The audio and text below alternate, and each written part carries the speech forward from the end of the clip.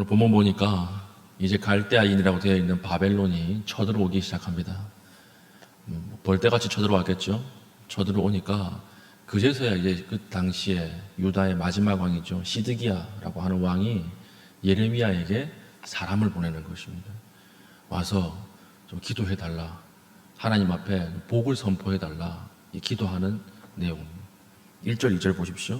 여호와께로부터 예레미야에게 말씀이 임하니라. 시드기야 왕이 말기야의 아들 바스훌과 제사장 마아세야의 아들 스바냐를 예레미야에게 보내니라. 바벨론의 느부갓네살 왕이 우리를 치니 청컨대 너는 우리를 위하여 여호와께 간구하라. 여호와께서 혹시 그의 모든 기적으로 우리를 도와 행하시면 그가 우리를 떠나리라 하니. 이제 급하니까 예레미야에게 사람을 보내는 것입니다. 열왕기하 우리 24장 18절에 보면 시드기야 왕이라고 하는 이 왕은요, 약한 왕이었어요. 살아생전에 하나님 앞에 온갖 악을 다 행하던 악한 왕이었다, 이런 기록이 있습니다. 그러니까 평소에는 거짓 선지자들의 말을 듣다가, 그리고 자기 행동은 모든 악을 다 행하다가 위기가 오니까 기도 요청을 하는 것입니다. 이런 사람들 많이 있죠. 아마 시드기야가 회개하는 척하면 하나님이 좀 불쌍히 여기지 않을까, 이 쳐들어오는 군대를 물러가게 하지 않을까, 기적이 일어나지 않을까, 이런 생각을 했던 것 같습니다. 근데 하나님 속으시나요? 속지 않죠. 하나님은 그냥 면피용 회개에 속지 않습니다. 하나님 평소에 그 삶이 예배와 일치하지 않는 사람의 기도를 응답하지 않는다는 것입니다. 그러니까 혹시라도 하나님께서 기적을 통해서 좀 우리가 이 전쟁에서 벗어나게 해달라고 했던 희망을 완전히 무너뜨리시죠. 이것이 5절, 6절, 7절이에요. 5절 보십시오.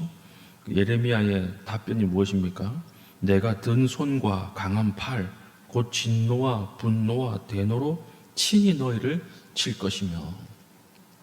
너희를 치는 사람은 바벨론 군대가 아니라는 것입니다. 바벨론 군대가 아니고 내가 너희를 칠 것이다. 여기 5절에 내가 든 손과 강한 팔이라고 되어 있죠. 이것은 출애굽을 이야기하는 관용적 표현이에요. 하나님께서 예전에 출애굽시켰던 그 능한 손과 팔로 이제는 돌이켜서 너희를 칠 것이다. 그러니까 하나님의 능한 손이 우리를 치면 대적이 있겠습니까? 없죠. 죽을 수밖에 없는 것입니다. 그러면서 너희들은 이 전쟁이 끝나고 나서 전염병으로 죽게 될 것이다. 6절 마지막이죠. 내가 또 사람이나 짐승이나 이 성에 있는 것을 다 치리니 그들이 큰 전염병에 죽으리라 하셨다 하라. 그리고 나서 그 후에 7절에 그 후에 남아있는 자들도 느부갓네살 왕과 이 바벨론의 손에 다 죽이겠다. 칼날로 죽이는데 측은히 여기지 아니하겠다. 비참하게 죽게 하겠다. 이렇게 예언을 하고 있는 것이죠. 고대 전쟁에 보면 공성전입니다. 공성전. 성을 무너뜨리고 함락시키면 이제 끝나는 거예요. 근데 성을 무너뜨리는 데는 보통 3배에서 8배 정도의 군사가 더 필요하거든요. 성은 굉장히 수비하기가 쉽지 않습니까? 올라오는 사람을 돌로 던져서 떨어뜨리기만 하면 되기 때문에. 그러니까 고대 전쟁에서 많이 썼던 방법이 무엇이냐면 성을 둘러싸는 거예요. 1년이고 2년이고 둘러싸는 것입니다. 그래서 그 안에 이제 아무런 물들이 들어가지 못하도록 딱 막아놓고 이 안에서 굶겨 죽이는 거예요. 그래서 우리 성경에 보면 이 성이 고립이 되었다가 마지막에 어떻게 됩니까? 오늘은 우리 아이 쌀만 먹고 내일은 너희 아이 쌀만 먹자. 이래가지고 오늘 우리 아이 쌀만 먹었는데 내일 이제 쌀만 먹어야 될 아이 엄마가 아이를 숨기죠. 이래가지고 백성들끼리 막 싸움이 일어나고, 그래서 선지자가 한탄하고 왕이 통곡하고 그런 내용이 있지 않습니까? 이런 것처럼 성을 완전히 포위해서 그 안에서 굶어 죽게 만드는 것입니다. 그러면 그 안에 각종 기근과 전염병이 같이 있다가 완전히 망해서 포위당해서 죽는 그런 비참한 상황까지 갈 것인데, 그때 하나님은 전혀 측은하게 여기지 않을 것이다. 이렇게 이야기하는 것이죠. 하나님께서는요, 징계가 시작되고 난 후에 거짓 회개에 안 속아요. 어저께 본문에 하나님은 우리의 심장과 폐부를 살피시고 우리 의식과 무의식의 아주 깊은 곳까지 감찰하시고 들여다보시기 때문에 이것이 면피용 회개인지 아니면 진정한 회개인지 하나님이 아시는 것입니다. 그래서 우리가 징계가 시작되고 난 이후에 빨리 내가 회개해서 돌이켜야 되겠다. 이것에 하나님 절대 속지 않으신다라고 하는 것입니다. 그러면 어떻게 해야 되느냐? 이것이 8절부터 10절까지입니다. 8절부터 10절까지 내용은 하나님이 생명의 길과 사망의 길을 놔뒀다. 너희들이 선택하라는 것입니다. 생명의 길은 무엇이죠? 우리가 생각하기에 생명의 길은 바벨론 군대가 떠나가고 전쟁 없이 다시 평화가 오는 거라고 생각을 하겠지만 오늘 예레미야는 생명의 길은 비참하게 끌려가는 것이다 이렇게 이야기하는 것이죠. 너희가 바벨론 군대에 끌려가는 것이 하나님의 뜻이다. 끌려가서 고생하는 것이 하나님의 뜻이다. 그 사망의 길은 뭘까요? 끝까지 저항하고 싸우다가 성에 갇혀서 죽는 것, 이것이 사망의 길이라고 하는 것입니다. 그 당시 사람들이 듣기에는 바벨론 끌려가는 것이 죽는 것처럼 보였을 거예요. 이 죽는 길로 보였을 것입니다. 지키시고 보호하시는 게 하나님의 뜻이지 어떻게 망하는 것이 하나님의 뜻인가 이렇게 생각을 했을 것입니다. 그러니까 이건 이런 거예요. 우리가 병에 걸리면, 큰 병에 걸리면 수술 없이 빨리 낫기를 원하잖아요. 그런데 그게 하나님의 뜻이 아니라 하나님은 두 가지 선택지를 주는 것입니다. 너 고통스럽더라도 수술대 위에 올라가서 살래?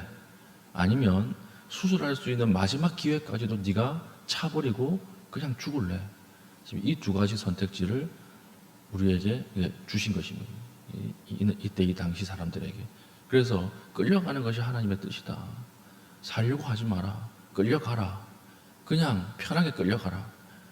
여기 남으면 죽는다. 이렇게 이야기를 하는 것이죠.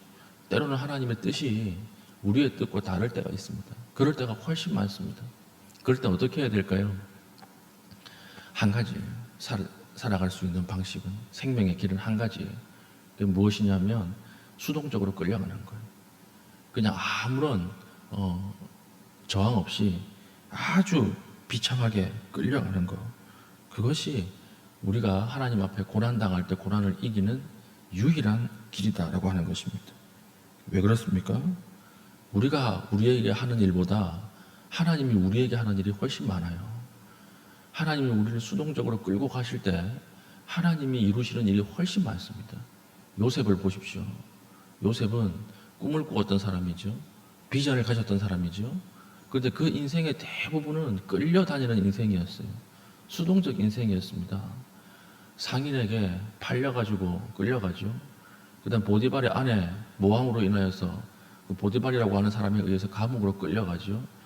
그런데 하나님의 대부분의 역사는 언제 일어납니까? 수동적으로 끌려갈 때 일어나는 것입니다. 가장 수동적으로 끌려가신 분이 누구입니까? 예수 그리스도죠.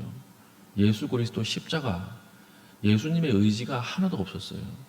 그런데 하나님의 모든 뜻과 계획은 그 한 사람, 믿음의 사람이 끌려갈 때, 하나님 앞에 수동적으로 아무것도 할 수 없이 끌려갈 때 이루어진다라고 하는 것입니다. 오늘 생명의 길과 사망의 길이 있다.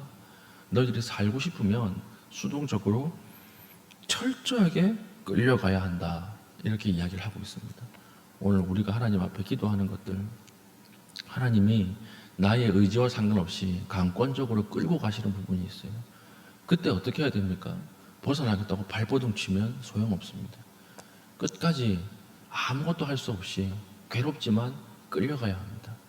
끌려갈 때 하나님 앞에 하나님의 뜻이 이루어지고 하나님의 음성이 들려오기 시작한다라고 하는 것이죠. 그리고 11절 14절 보면 이제는 예루살렘 왕가를 위한 저주가 심판이 선언이 되는 거죠.